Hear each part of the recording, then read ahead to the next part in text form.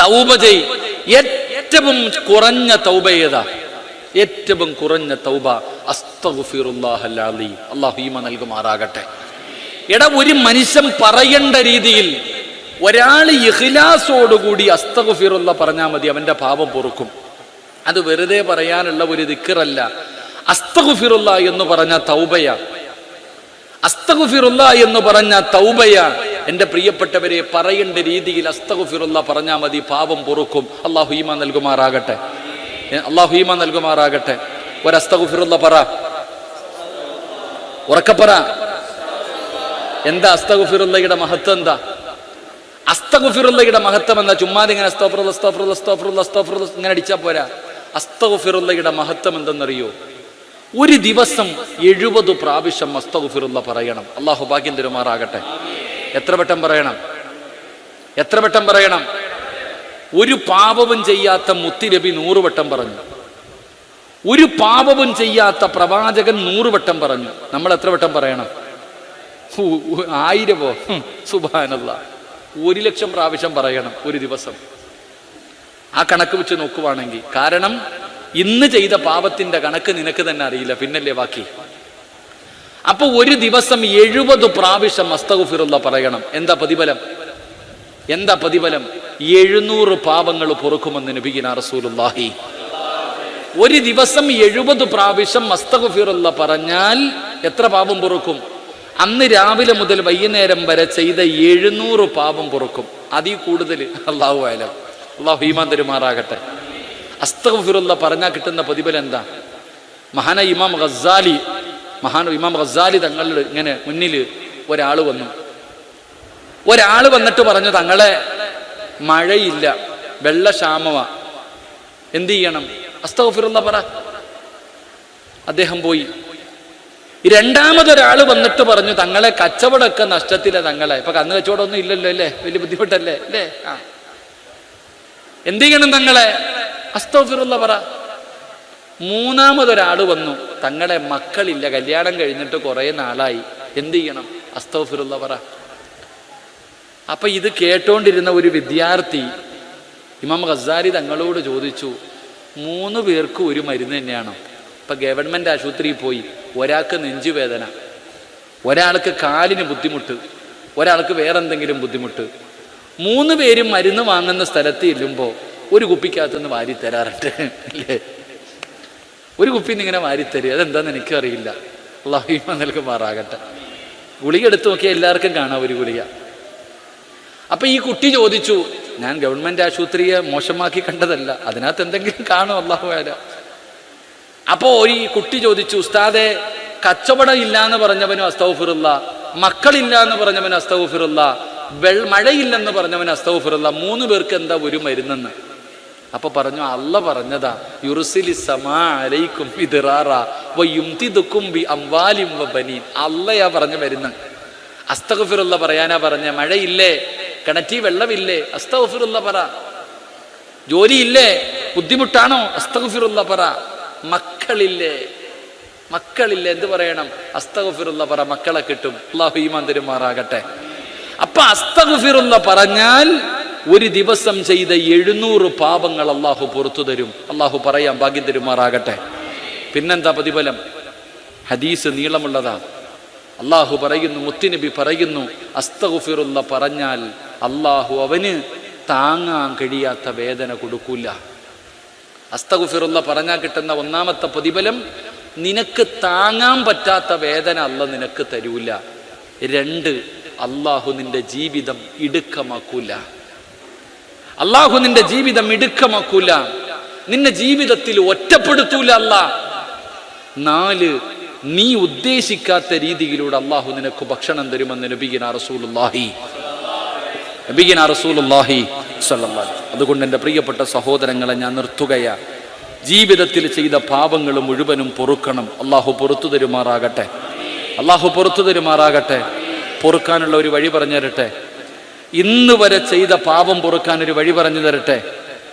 വേണോ വേണ്ടേ? ഇന്ന് വരെ ചെയ്ത പാപം പൊറുക്കാനുള്ള ഒരു വഴി അല്ലാഹു ഈമാൻ തരുമാറാകട്ടെ. ഒരൊറ്റ ചരിത്രം ഞാൻ പറയാം, ഒരേ ഒരു ചരിത്രം പറയാം. എൻ്റെ പ്രിയമുള്ള സഹോദരങ്ങളെ, സഹോദരിമാരെ, അല്ലാഹുവേ, നമ്മുടെ ജീവിതത്തിൽ ചെയ്തു പോയ പാപങ്ങൾ പൊറുക്കാനുള്ള വഴി എന്തെന്നറിയുമോ? അല്ലാഹുവിന്റെ പ്രവാചകൻ സ്വല്ലല്ലാഹു അലൈഹി വസല്ലമ തങ്ങൾ പറഞ്ഞു, നിങ്ങൾ ഇസ്തിഗ്ഫാറിനെ നിങ്ങൾ അധികരിപ്പിക്കണേ. തെറ്റ് ചെയ്തു കഴിഞ്ഞാൽ, പാപങ്ങൾ ചെയ്തു കഴിഞ്ഞാൽ, മോശമായ കാര്യങ്ങൾ കണ്ടു കഴിഞ്ഞാൽ അസ്തഗ്ഫിറുല്ലാഹൽ അലീം, അത് പറഞ്ഞാ നിന്റെ പാപം പൊറുക്കുകയാ. അല്ലാഹു നിനക്കൊരുപാട് പ്രതിഫലങ്ങൾ തരികയാണ്. അതുകൊണ്ട് എൻ്റെ പ്രിയപ്പെട്ടവരോട് റസൂലുള്ളാഹി തങ്ങൾ പറയുകയാ, മരിക്കുന്നതിന് മുമ്പ് ചെയ്യേണ്ട രണ്ടാമത്തെ കാര്യം എന്തെന്നറിയുമോ? നിങ്ങൾ മരിക്കുന്നതിന് മുമ്പ് തൗബ ചെയ്യണേ. ജീവിതത്തിൽ ചെയ്തു പോയ പാപങ്ങൾ മുഴുവനും പടച്ച റബ്ബിനോട് പറഞ്ഞിട്ട് വേണം നിങ്ങൾ മരിക്കാൻ. തൗബ ചെയ്യാതെ മരിക്കരുത് പെങ്ങളെ, തൗബ ചെയ്യാതെ മരിക്കരുത്.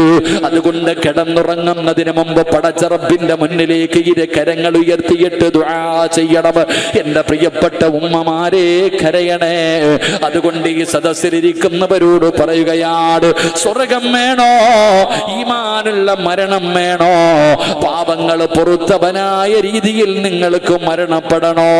മഹാനായ ആദരവായ പ്രവാചകൻ നബി മുഹമ്മദ് മുസ്തഫ സല്ലല്ലാഹു അലൈഹി വസല്ലമ തങ്ങൾ ഒരിക്കൽ മസ്ജിദ് നബവിയിലേക്ക് കടന്നു വരികയാണ്.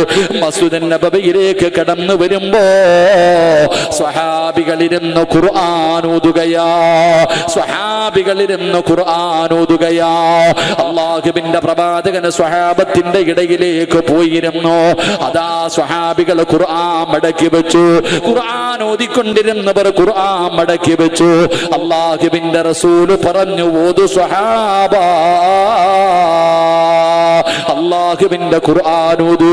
പടച്ചവനെ, സഹാബി ചോദിക്കുന്നു, യാ റസൂലല്ലാഹ്,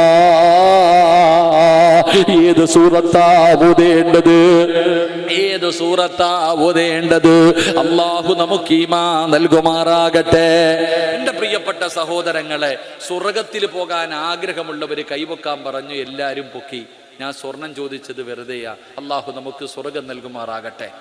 എൻ്റെ പ്രിയപ്പെട്ടവരെ, നിങ്ങൾക്ക് രക്ഷപ്പെടാൻ ഖുർആനിലെ ഒരു സൂറത്ത് ഞാൻ പറഞ്ഞു തരാം. ഓതിയാ മതി, രക്ഷപ്പെടും. അല്ലാഹു രക്ഷപ്പെടുത്തുമാറാകട്ടെ. അല്ലാഹു രക്ഷപ്പെടുത്തുമാറാകട്ടെ. ഓതുവോ? ഓതുവോ? ഇൻഷാ അല്ലാ. ആണുങ്ങളൊക്കെ ഒന്ന് എഴുന്നേറ്റേ. നിങ്ങൾ സ്റ്റേജിൽ ഇരിക്കുന്നവരിയ്ക്കുക. ഇൻഷാ അല്ലാ. ആ കസേര ഒന്ന് ഫ്രണ്ടിലോട്ട് കയറ്റിക്കുക. ദുആ ചെയ്യട്ടെ. വാടാ മക്കളെ, കസേര എടുത്ത് ഫ്രണ്ടിലോട്ട് കയറിക്കോ. അവനവന്റെ കാര്യം. അപ്പന വലിക്കല്ലേ. കസേര വലിക്കരുത്. ആണുങ്ങളൊക്കെ ഫ്രണ്ടിലോട്ട് കയറ്. ബാ. കഴിഞ്ഞു. ആ വാതിലിൽ നിൽക്കുന്ന സംഘാടകര് മൊത്തം കയറ്. ഞാൻ ദുആ ചെയ്യാൻ കയറിക്കോ. ബാ. കസേര വലിക്കല്ലേ. കസേര വലിക്കരുത്. വാ. അൽഹംദുലില്ലാഹ്. ഖുർആനിലെ ഒരു സൂറത്ത് പറഞ്ഞു തരാം, രക്ഷപ്പെടാൻ. അല്ലാഹു ഭാഗ്യം തരുമാറാകട്ടെ. അല്ലാഹു ഭാഗ്യം തരുമാറാകട്ടെ. ബാ. ഇരിക്കട. ആ ചങ്ങാതിമാരൊക്കെ ഇരിക്കും. ബാൽക്കണിയിൽ ഇരിക്കട. അവിടെ ഇരിടാ. ആ മൂന്നെണ്ണത്തിന് വിളിയിടാ.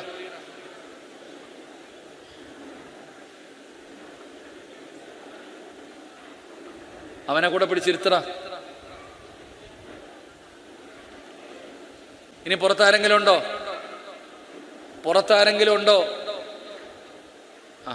ആ സംഘാടകന്റെ പേരെന്താപ്പാ? ആ നിൽക്കുന്നവന്റെ ആ തൊപ്പിയിട്ടെ.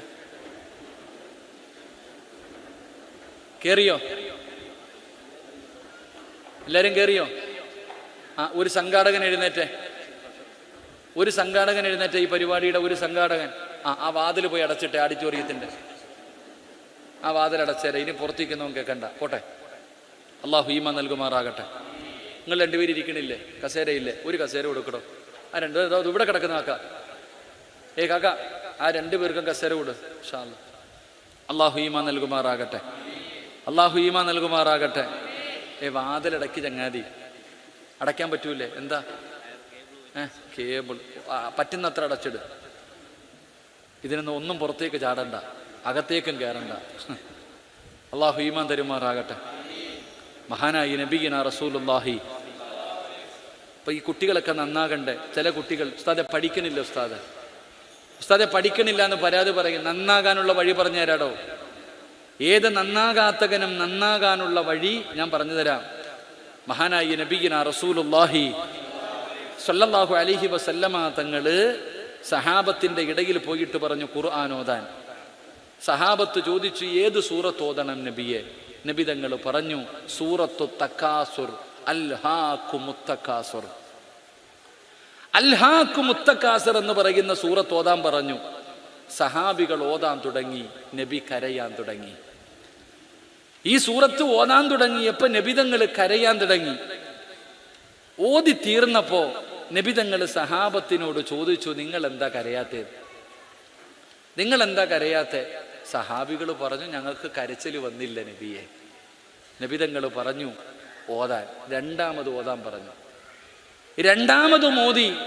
നബിതങ്ങൾ കരയുന്നത് കണ്ടപ്പോ കുറച്ച് സഹാബികൾ കരഞ്ഞു, കുറച്ചു പേര് കരഞ്ഞില്ല.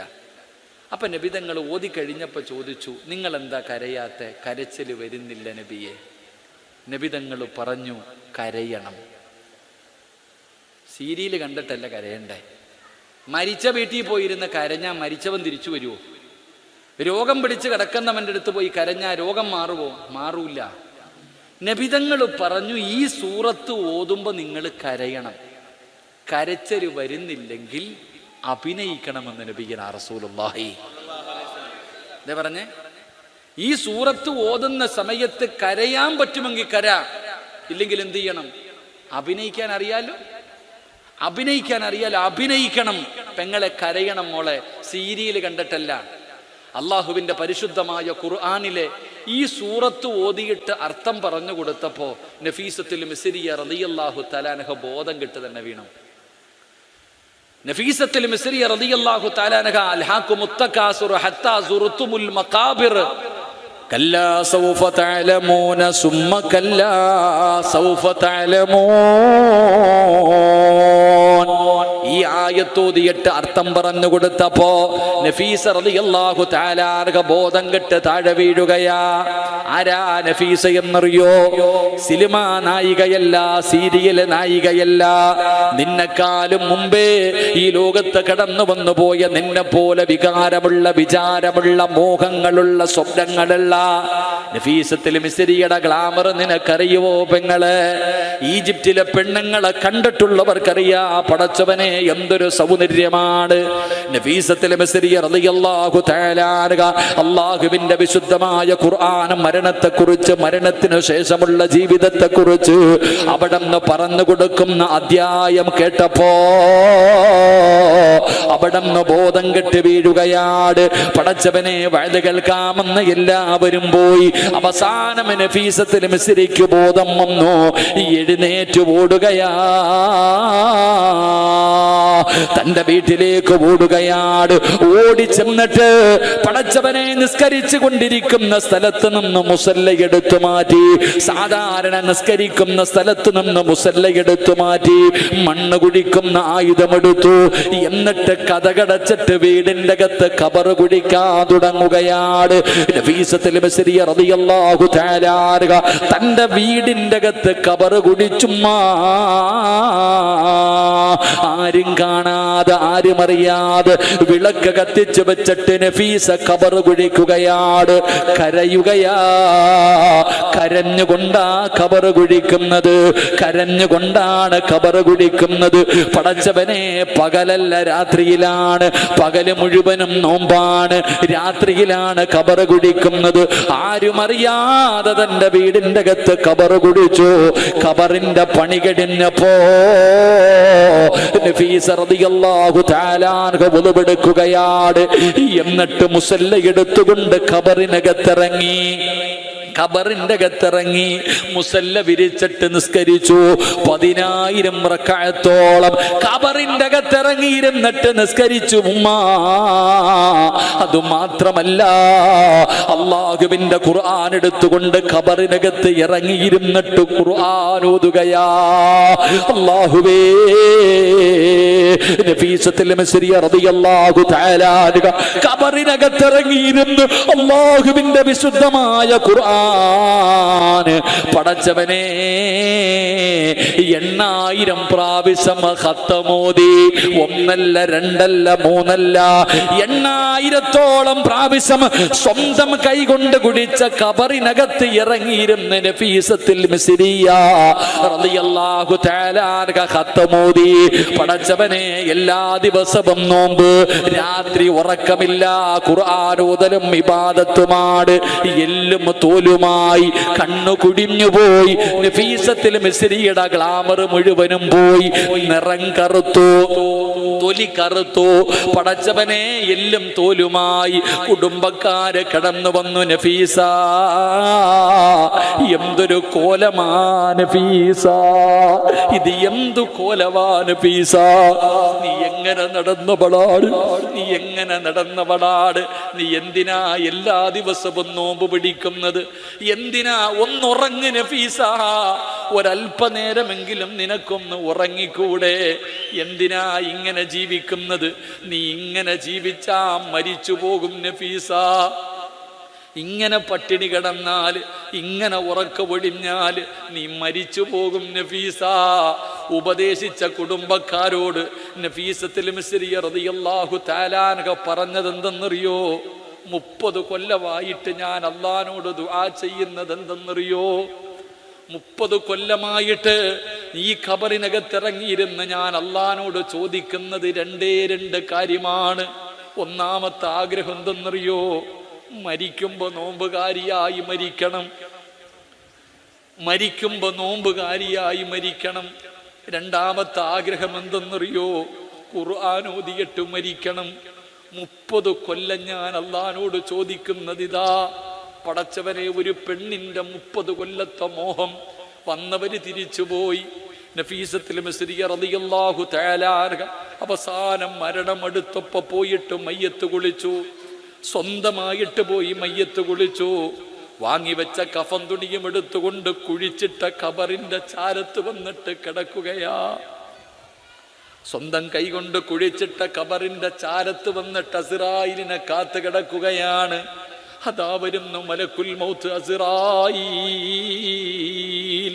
അസ്റായീൽ അലൈഹിസ്സലാം എന്ന് സലാം പറഞ്ഞു. മരിക്കുന്ന ദിവസം നോമ്പുകാരി, മരിക്കുന്ന ദിവസം നോമ്പുകാരി. 30 കൊല്ലം അല്ലാഹുവോട് ചോദിച്ചിട്ട് വാങ്ങിയ മരണമാണ്. മരിക്കുന്ന ദിവസം നോമ്പുകാരി. അല്ലാഹുവേ, മലക്കുകൾ റൂഹ് പിടിച്ചുകൊണ്ടിരിക്കുമ്പോ നഫീസ ഖുർആൻ എടുക്കുകയാണ്. നഫീസത്തുൽ മിസ്രിയ ഖുർആൻ എടുക്കുകയാ. എന്നിട്ട് പാരായണം ചെയ്യുകയാ. ഏതായത്തെന്നറിയോ? ഏതായത്തെന്നറിയോ? ലഹും ദാറുസ്സലാം ഇൻദ റബ്ബിഹിം വഹും വലിയുഹും. അല്ലാഹുവിന്റെ സ്വർഗത്തിന്റെ ആയത്ത്, അള്ളാന്റെ സ്വർഗത്തിന്റെ ആയത്തോതിയിട്ട് നഫീസ റളിയല്ലാഹു തആല അൻഹ മരണവേദന സഹിക്കാൻ പറ്റാതെ കിടന്നിങ്ങനെ പെടഞ്ഞപ്പോ മലക്കുകൾ ചോദിക്കുന്നു, നഫീസ യാ അയ്യത്തുഹൻ നഫ്സുൽ മുത്മഇന്ന ഇർജിഇ ഇലാ റബ്ബികി റാളിയതൻ മർളിയാ ഫദ്ഖുലി ഫീ ഇബാദി വദ്ഖുലി ജന്നതി. എന്തിനാ നഫീസ കരയുന്നത്? എന്തിനാ നഫീസ വേദനിക്കുന്നത്? നീ ദുഃഖിക്കുന്നത് എന്തിനാണ് നഫീസ? നോക്ക് നഫീസ, ആകാശത്തിന്റെ കവാടങ്ങൾ തുറന്നിട്ടുകൊണ്ട് മലക്കുകൾ കാത്തു നിൽക്കുകയാണ്. സ്വർഗത്തിലെ പട്ടാണ് നഫീസ. ഇതെന്തിനെന്നറിയോ? നിന്റെ റൂഹ് സ്വീകരിക്കാനാ. എന്തിനാ മോളെ കരയുന്നത്? പെങ്ങളെ, ഇതിനല്ലേ മരണമെന്ന് പറയുന്നത്? ഇത് സീരിയൽ കണ്ട് കരയുന്നവൾ കള്ള കൊടുക്കുന്നതല്ല. പടച്ചവനെ മറന്ന് നടക്കുന്ന പെങ്ങള്, അല്ലാഹനെ മറന്ന് നടക്കുന്ന ചെറുപ്പക്കാരാ, ഖുർആൻ പറയുകയാ. അള്ളാന്റെ ഖുർആൻ പറയുന്നുണ്ട്, ആകാശ ലോകത്ത് നിന്നും മലക്കുകൾ ഇങ്ങനെ ഇറങ്ങി വരുമടാ. മോനെ, അസ്റായിലും തൻ്റെ കൂടെ വരുന്ന മലക്കുകൾ നിന്റെ കണ്ണിന്റെ മുന്നിൽ ഇങ്ങനെ കടന്നു വരുമ്പോ അവരടുത്തു വന്ന് നിന്നിട്ട് പറയും, കല്ലാ ഇദാ ബലഗത്തി ത്വറാഖിയ വകീല മൻ റാഖ് വളന്ന അന്നഹുൽ ഫിറാഖ് വൽതഫത്തി സാഖു ബിസ്സാഖ് ഇലാ റബ്ബിക യൗമഇദിൽ മസാഖ്. മലക്കുകൾ അടുത്ത് വന്ന് നിൽക്കും. മലക്കുകൾ അടുത്ത് വന്നിട്ട് പറയും, നിന്നെ കൊണ്ടുപോകാൻ വന്നതാടാ, നിന്റെ റൂഹ് പിടിക്കാൻ വന്നതാ, ആരെ വേണമെങ്കിലും വിളിക്ക്, നിന്നെ രക്ഷപ്പെടുത്താൻ ആരെ വേണമെങ്കിലും വിളിക്കടാ. എൻ്റെ പ്രിയപ്പെട്ടവരെ, മരണം നമ്മുടെ മുന്നിൽ ഒരു ദിവസം വരുമല്ലോ. എന്തേ ചിന്തിക്കാത്തത്? എന്ത് ചെയ്തു വെച്ചിട്ടുണ്ട് നീ? രക്ഷപ്പെടാൻ നിന്റെ കയ്യിൽ ഒന്നുണ്ടോ മനുഷ്യ? ഇന്ന് രാത്രി നീ മരിച്ചാ രക്ഷപ്പെടാൻ നിന്റെ കയ്യിൽ എന്തുണ്ട്? എന്ത് ചെയ്തു വെച്ചിട്ടുണ്ട് നീ? ഇത്രയും കാലം എപ്പോഴെങ്കിലും പള്ളിയിൽ പോയി നിസ്കരിച്ച ഒരു വഖ്ത് അല്ലാഹു സ്വീകരിച്ചിട്ടുണ്ടോ? നിന്റെയൊക്കെ ജീവിതത്തില് ചെയ്ത ഒരു വഖ്ത് നിസ്കാരം അല്ലാഹു സ്വീകരിച്ചെന്ന് പറയാൻ നിനക്ക് ചങ്കൂറ്റമുണ്ടോ? ജീവിതത്തിൽ ചെയ്ത ഒരു സുബ്ഹാനല്ലാഹ്, ജീവിതത്തിൽ എന്തെങ്കിലും ചെയ്ത ഒരു സദഖ, ഒരു നോമ്പ്, ഒരു ദിക്ർ, ഒരു നിസ്കാരം അല്ലാഹു സ്വീകരിച്ചെന്ന് പറയാൻ ഈമാനുള്ള ഏത് പെണ്ണായി മജ്ലിസിലുള്ളത്? എന്ത് ചെയ്തു മോനെ? ഇന്ന് രാത്രി മരിച്ചു പോയാ രക്ഷപ്പെടാ നിന്റെ കയ്യിൽ എന്ത് ചെയ്തു വെച്ചിട്ടുണ്ട്? നെളിഞ്ഞു നടന്നാ പോരാ, എപ്പോ വേണമെങ്കിലും മരണം വരുമല്ലോ, എപ്പോ വേണമെങ്കിലും മരണം വരുമല്ലോ. പ്രായം വേണ്ട, രോഗം വേണ്ട, ക്യാൻസർ വന്നവര് മാത്രമല്ലല്ലോ മരിക്കുന്നത്. ഉസ്താദേ, എനിക്ക് മാരക രോഗമൊന്നുമില്ല. വേണ്ടടാ മോനെ. തു അമ്മീലു ഫിദ്ദുന്യാ തവീലം വലാ തദിരീ ഇലാ ജന്ന ലൈലുൻ ഹൽ തഈസു ഇലൽ ഫജ്രി വകം മിൻ സ്വഹീഹിം മാത മിൻ ഗൈരി ഇല്ലതി വകം മിൻ മരീളിൻ ആശ ദഹ്റൻ അലാ ദഹ്രി. രോഗമുള്ളവര് മാത്രമല്ലല്ലോ മരിക്കുന്നത്. നിന്റെ വാപ്പ രാവിലെ വീട്ടിൽ നിന്ന് ജോലിക്ക് പോയിട്ട് വൈകിട്ട് വന്നത് വെള്ളത്തുണിയിലല്ലേ? നിന്റെ ഉപ്പ നിന്റെ ഉമ്മാടെ കൂടെ റൂമിന്റെ അകത്ത് കിടന്നില്ലേ? രാവിലെ എഴുന്നേറ്റില്ലല്ലോടാ ചെറുപ്പക്കാരാ. എത്രയോ പിഞ്ചു കുഞ്ഞുങ്ങളുടെ മയ്യത്ത് കൊണ്ടുപോയി കബറടക്കിയവനല്ലേ നീ? എന്തേ നിനക്ക് തിരിയാത്തത്? എന്തേ നിനക്ക് തിരിയാത്തത്? അതുകൊണ്ട് ഉമ്മമാരോട്, പെങ്ങന്മാരോട്, എൻ്റെ സഹോദരങ്ങളോട് പറയുകയാ, മക്കളെ നന്നാകും മക്കളെ. എപ്പോഴെവിടെ വെച്ചാ മരണം വരുന്നതെന്നറിയില്ല. അതിന് പ്രായമോ സമയമോ രോഗമോ വേണ്ട. സമയമായ മരണം വരും. അതുകൊണ്ട് ഞാൻ ഓർമ്മപ്പെടുത്തുന്നു, അത്ര എളുപ്പമുള്ള കാര്യമല്ല. കോഴി അറുക്കുന്നത് കാണുന്നവരാ നിങ്ങള്. കന്നിനെ കഥാ പോത്തിനെ അറുക്കുന്നത് കാണുമല്ലോ. കോഴിക്കടയിൽ പോയിട്ട് കോഴി അറുക്കുന്നത് കാണാ നോക്കി നിൽക്കും. കോഴി ഇങ്ങനെ അറുത്ത് തറയിലിടുമ്പോ ചിറകിട്ടടിക്കും, കൈകാലിട്ടടിക്കും, തലയിട്ടടിക്കും. കോഴി ഇങ്ങനെ ഏറിലിങ്ങനെ പൊങ്ങിത്താഴും. നമ്മളത് നോക്കി നിൽക്കും. പോത്ത് കാലിട്ടടിച്ചും മരിക്കുന്നത്, തലയിട്ടടിച്ചും മരിക്കുന്നത് ഞാനും നിങ്ങളും ലൈവായി നോക്കി നിൽക്കും. ചിന്തിക്കാറുണ്ടോ? മരണവേദന സഹിക്കാൻ കഴിയാതെ പെടയുന്നതല്ലേ? മരണത്തിന്റെ വേദന താങ്ങാൻ പറ്റാതെയല്ലേ തലയിട്ടടിക്കുന്നത്, കാലിട്ടടിക്കുന്നത്, ചിറകിട്ടടിക്കുന്നത്? എന്നാ നിനക്കും ഇതുപോലെ ഒരു മരണം വരുമല്ലോ. ഇതുപോലെ ഒരു ദിവസം എനിക്കും നിങ്ങൾക്കും വരുമല്ലോ. പെങ്ങളെ, നീ പറയും, ഉസ്താദേ പ്രസവത്തിന് മരണവേദനയാ. ആരാ പറഞ്ഞത്? പ്രസവത്തിന് മരണവേദനയുണ്ടെന്ന് ആരാ പറഞ്ഞത്? മോളെ, പ്രസവത്തിന് മരണവേദനയല്ല, മരണവേദനയുടെ ഒരു അംശമേ പ്രസവ വേദനയ്ക്കുള്ളൂ. കാരണം നീ പ്രസവിച്ചപ്പോ ഒരു ഡോക്ടറും 4 നേഴ്സും നിന്റെ കയ്യും കാലും പിടിച്ചു. ഒരു ഡോക്ടറും 4 നേഴ്സുമാരും നിന്റെ കയ്യും കാലും പിടിച്ചു. റൂഹ് പിടിക്കുന്ന സമയത്ത് പിടിക്കുന്ന മലക്കിന്റെ എണ്ണം നിനക്കറിയോ? ഈ തൊണ്ടക്കുടിയിൽ നിന്ന് അസ്റായീൽ അലൈഹിസ്സലാം റൂഹ് വലിച്ചു പറിക്കുന്ന സമയം 70 മുതൽ 70,000 മലക്കുകൾ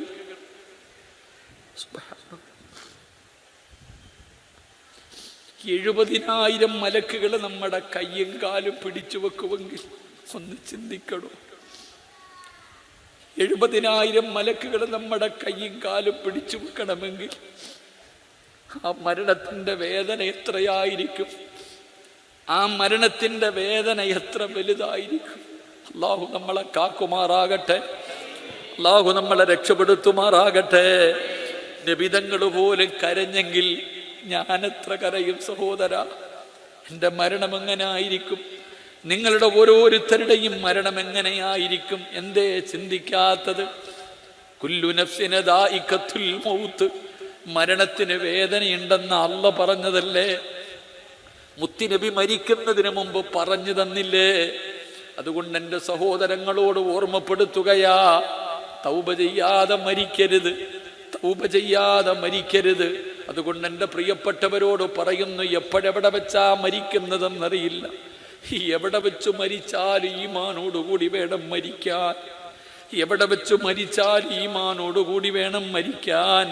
2, മരിക്കുന്നതിന് മുമ്പ് തൗബ ചെയ്യണം. ഓരോ രാത്രിയും ഉറങ്ങുന്നതിന് മുമ്പ് തൗബ ചെയ്തിട്ട് വേണം കിടക്കാൻ. ഏതു പാപം ചെയ്തു കഴിഞ്ഞാലും ഒരസ്തഗ്ഫിറുല്ലാഹ് എങ്കിലും പറയണേ മോനെ, ഒരസ്തഗ്ഫിറുല്ലാഹ് എങ്കിലും പറഞ്ഞിട്ട് വേണം നീ കിടക്കാൻ. എൻ്റെ പ്രിയപ്പെട്ടവരെ ഞാൻ ഓർമ്മപ്പെടുത്തുന്നു, 3 എന്തെങ്കിലും ഒന്ന് ചെയ്തു വെക്കടേ മോനെ. ഉപ്പമാരെ, ഉമ്മമാരെ, മക്കളെ നമ്പി നടന്നിട്ടൊരു കാര്യവുമില്ല. കഷ്ടപ്പെട്ട് വളർത്തുന്നത് വെറുതെയാ. ഉപ്പാന്റെ ഖബറെവിടാണെന്ന് ചോദിച്ച, എന്തിനാ വെള്ളിയാഴ്ച നീ പള്ളിയിൽ പോയി? നിസ്കാരം കഴിഞ്ഞിട്ട് പള്ളിപ്പറമ്പിൽ നോക്ക്, ആള് കുറവാ. അവന്റെ വാപ്പയുണ്ട്, ഉമ്മയുണ്ട്, പോകാ സമയമില്ല, ദുആ ചെയ്യാ സമയമില്ല. നാളെ നിന്റെ ഗതിയും ഇത് തന്നെയാ, നാളെ നമ്മുടെ ഗതിയും ഇത് തന്നെയാണ്. അതുകൊണ്ട് എൻ്റെ പ്രിയപ്പെട്ടവരോട് പറയുന്നു, എന്തെങ്കിലും ചെയ്തു വെക്ക്. മരിക്കുന്നതിന് മുമ്പ് രക്ഷപ്പെടാൻ അവനവൻ എന്തെങ്കിലും ചെയ്തു വെച്ചാൽ ഉപകാരപ്പെടും. അല്ലാഹു നമുക്ക് ഈമാൻ നൽകി അനുഗ്രഹിക്കുമാറാകട്ടെ.